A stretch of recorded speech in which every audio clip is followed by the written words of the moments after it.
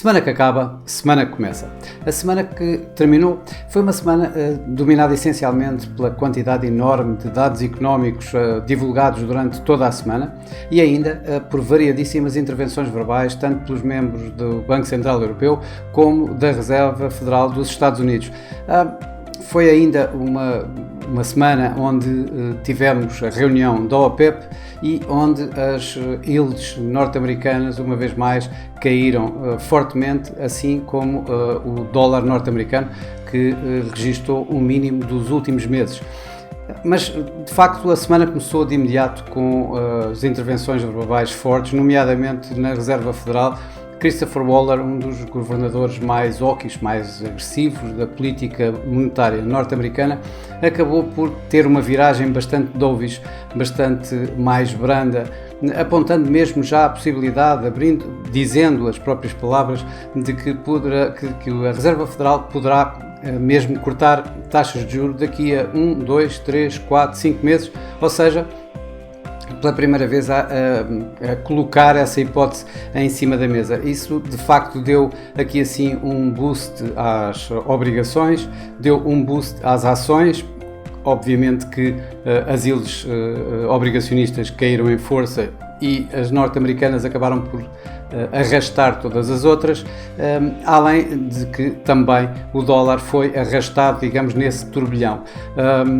As expectativas do mercado aceleraram fortemente no caminho de que a Reserva Federal e o Banco Central Europeu poderão descer taxas mais rápido do que em princípio estavam a apontar.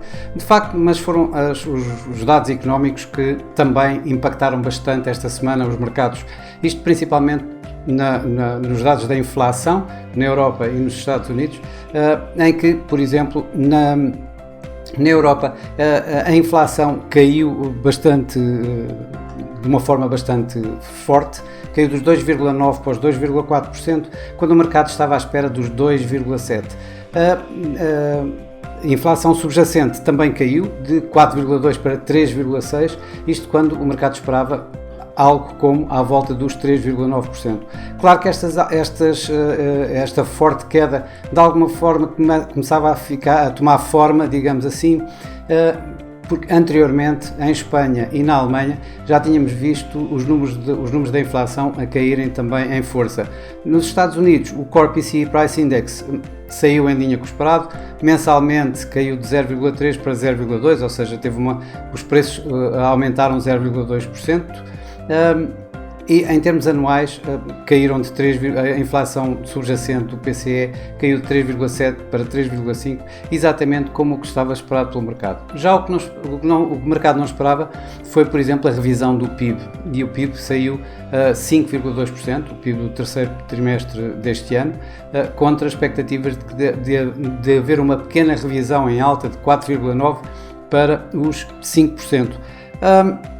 Por fim, o próprio também ISM manufatureiro apontou uma estagnação no mês no setor industrial, no setor fabril, desiludindo um pouco as expectativas do mercado, que esperava um pequeno ressurgimento, embora sempre em território negativo, em território de contração. Outra dos pontos fortes foi, de facto, a OPEP, que tinham uma reunião para a semana, no fim de semana anterior a este, alteraram essa reunião para quinta-feira, dia 30 de novembro,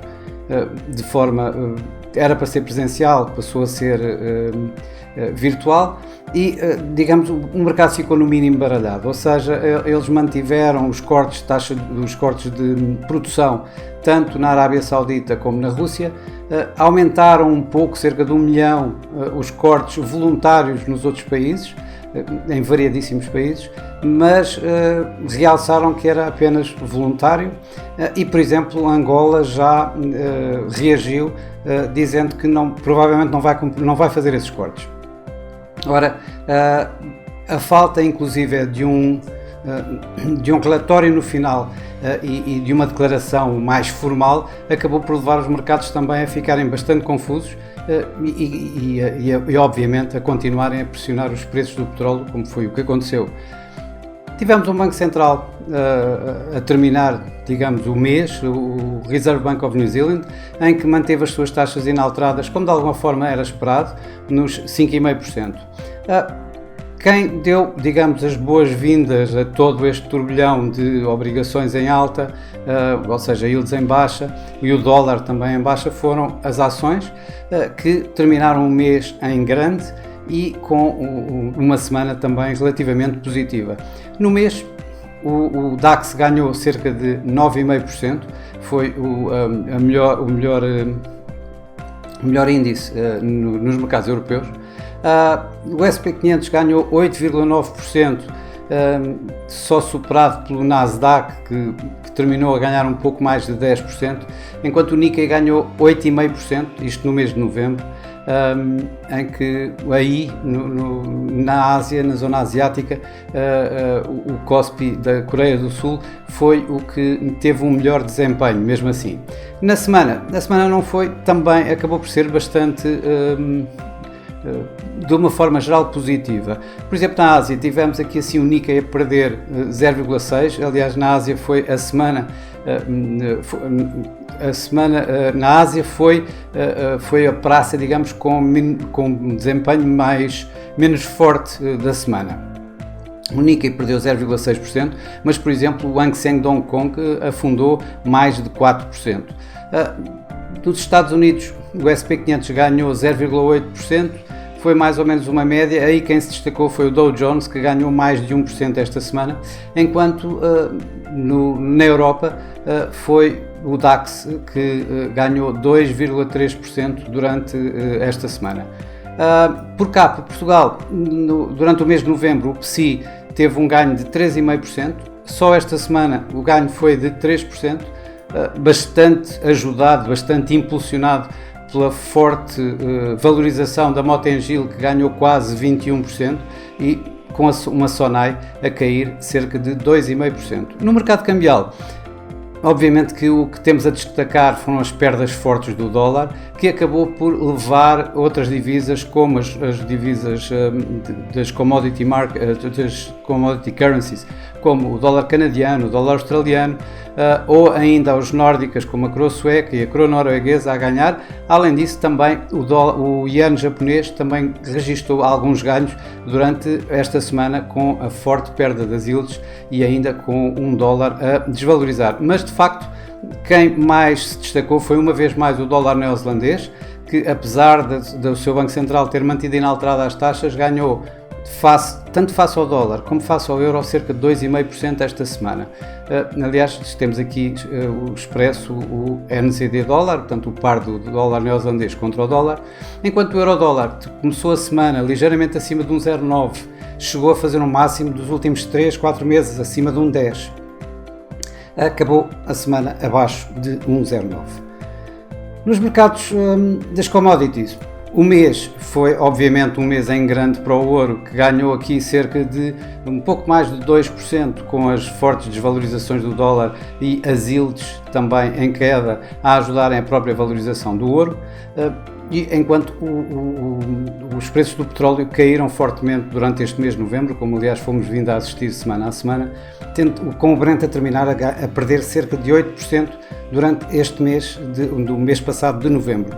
Esta semana o ouro teve também uma forte valorização, exatamente também pelos mesmos motivos, principalmente a forte desvalorização do dólar, que levou o ouro a ganhar 3,5%, com a onça de ouro a cotar-se durante toda a semana acima, uma vez mais, dos 2.000 dólares por onça, em máximos históricos, muito perto de máximos históricos, uma vez mais. Os mercados do petróleo tiveram bastante volatilidade com as notícias da OPEP, digamos, eu diria mesmo com a confusão que houve em torno da OPEP, mas acabaram a semana a perder, com o WTI aqui registado, a perder 1,5% esta semana. A semana que vai entrar vai ser uma semana um pouco, digamos, por um lado mais calma em termos do número de dados económicos, mas ainda assim com fortes dados económicos, como os Non-Farm Payrolls nos Estados Unidos. Não podemos afastar-nos desse indicador tão importante, e ainda mais bancos centrais, onde começam o mês com dois dos grandes bancos das 10 moedas mais fortes mundiais. Obviamente que o mercado vai continuar a olhar essencialmente para a evolução das obrigações, assim como das yields, que poderão, desta forma, traçar a direção tanto dos mercados acionistas como, obviamente, dos mercados cambiais, como o dólar, eventualmente.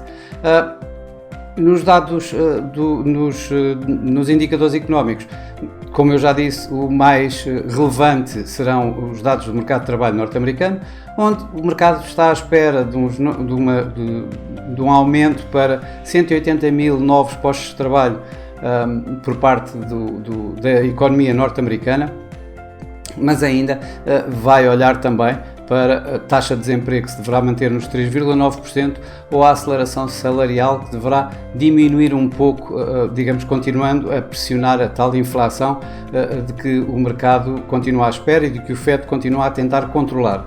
Obviamente que vamos ter outros dados importantes, como o ISM manufatureiro, aliás, o ISM de serviços para o final da semana, e, por exemplo, as novas vagas de emprego, ver se continuam também a suportar o tal aquecimento do mercado de trabalho que tem vindo a acontecer nos últimos tempos. Na Europa não há nada de muito significativo a apontar em termos de dados económicos. Bancos centrais, como eu disse, vão começar dois fortes bancos centrais logo nos primeiros dias do mês.